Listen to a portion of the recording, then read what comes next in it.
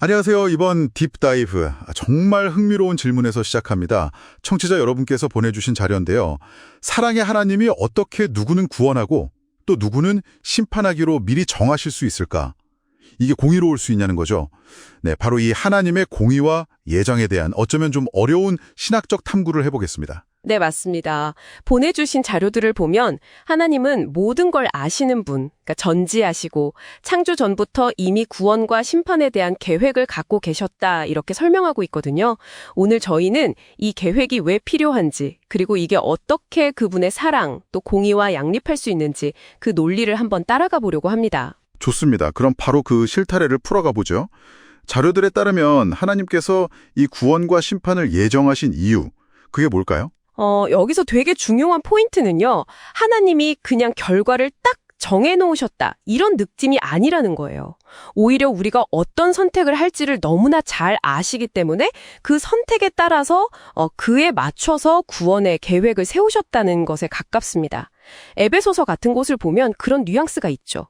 우리의 반응을 미리 다 아시고 계획을 세우셨다는 거예요. 그러니까 단순히 결과를 딱 정하신 게 아니라 우리의 자유로운 선택, 그걸 미리 아시고 거기에 맞춰서 계획을 세우셨다 이런 관점이네요. 그런데 왜 하나님께서 이런 깊은 계획의 이유를 우리 피조물에게 굳이 알려주시는 걸까요? 자료에서는 이 부분을 꽤 중요하게 다루는 것 같던데요. 네, 아주 핵심적인 질문인데요.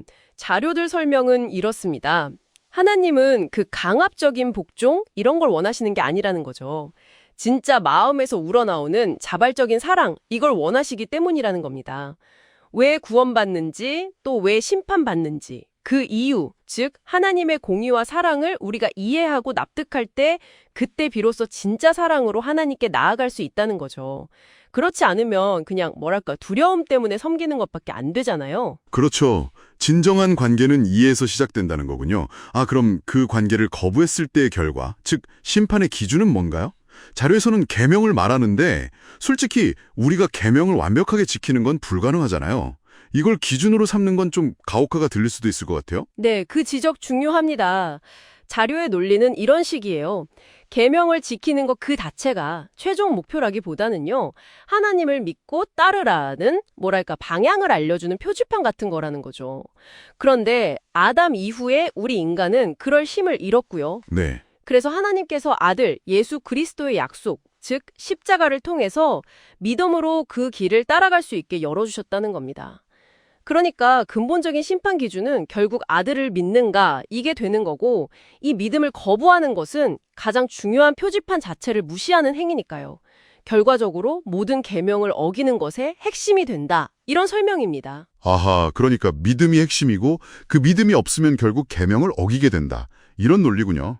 그 사첸을 바로 심판하지 않으신 이유에 대한 설명도 좀 흥미로웠어요. 을 두고 증명하시려는 것과 같다는 그런 해석이더라고요. 계명 자체가 옳고 공정하다는 걸 온 우주가 납득할 시간을 주셨다는 거죠. 바로 심판해버리면 그 정당성을 충분히 보여주기 어려울 수 있으니까요. 네, 이해가 됩니다. 설명이 명확하네요. 그런데 그 마태복음 11장에 나오는 고라신, 벳세다, 가버나움 이야기는 여전히 조금 어렵게 느껴져요. 예수님께서 그들의 불신을 책망하시면서 소돔이었다면 회개했을 거다. 이렇게 말씀하시잖아요. 네. 듣는 입장에서는 그래도 소돔이 죄는 더 심하지 않았나? 근데 왜 기적은 가버나움에 더 많았지? 약간 이런 기회의 공평성에 대한 의문이 생길 수밖에 없거든요. 자료는 이 부분을 어떻게 설명하나요? 네, 그 부분 사실 많은 분들이 좀 어려워하시죠. 자료들은 이게 하나님의 불공평이 아니라고 강조합니다. 가버나움 사람들이 그 많은 기적을 보고도 회개하지 않은 건 그들의 마음 상태 때문이라는 거예요. 스스로 지혜롭다고 여기면서 어린아이 같은 겸손함, 받아들이는 마음이 없었기 때문이라고 분석하죠.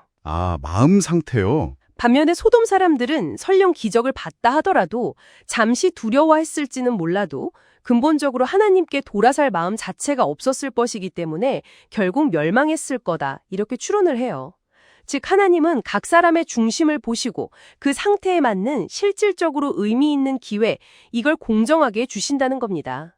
겉으로 보이는 기적의 횟수 문제가 아니라 그 사람의 마음밭이 어떠냐 여기에 따른 반응 가능성을 보신다는 거죠. 결국 우리의 시각으로 보는 기회의 양과 하나님의 공의로운 기준은 다를 수 있다, 이런 말씀이시군요.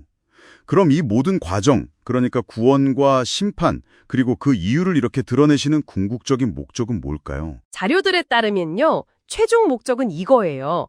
모든 피조물이 하나님의 사랑과 공의를 온전히 깨닫고 경험해서 억지로나 두려움이 아니라 정말 진심으로 하나님을 사랑하고 자발적으로 그분과 하나 되게 하는 것.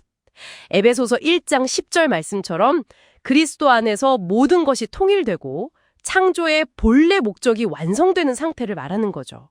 죄나 불화 같은 게 영원히 사라진 상태요. 그러니까 하나님의 예정이라는 것은 바로 이 영광스러운 최종 상태를 향한 그분의 지혜와 사랑이 담긴 거대한 계획이다, 이런 관점입니다. 네. 정리를 해보자면 청취자 여러분께서 보내주신 자료들은 하나님의 예정과 심판이 어떤 변덕이나 불공평이 아니라 모든 것을 아시는 하나님의 지혜, 그리고 궁극적으로 모든 피조물과 진정한 사랑의 관계를 맺기 원하시는 그분의 계획에 근거하고 있다, 이렇게 설명하고 있네요.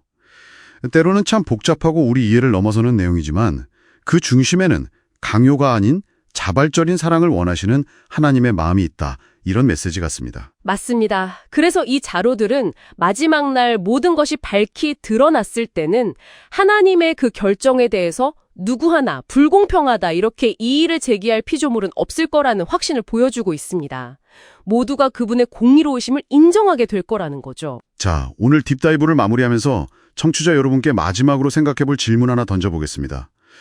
이 자료들의 관점처럼 만약 우리의 최종 결과가 어떤 식으로든 하나님께 이미 알려져 있다면 지금 여기 이 땅에서 우리가 하는 선택과 믿음은 과연 어떤 무게와 의미를 가지는 걸까요? 이 질문 한번 곱씹어 보시는 건 어떨까 합니다. 오늘 딥다이브는 여기서 마치겠습니다.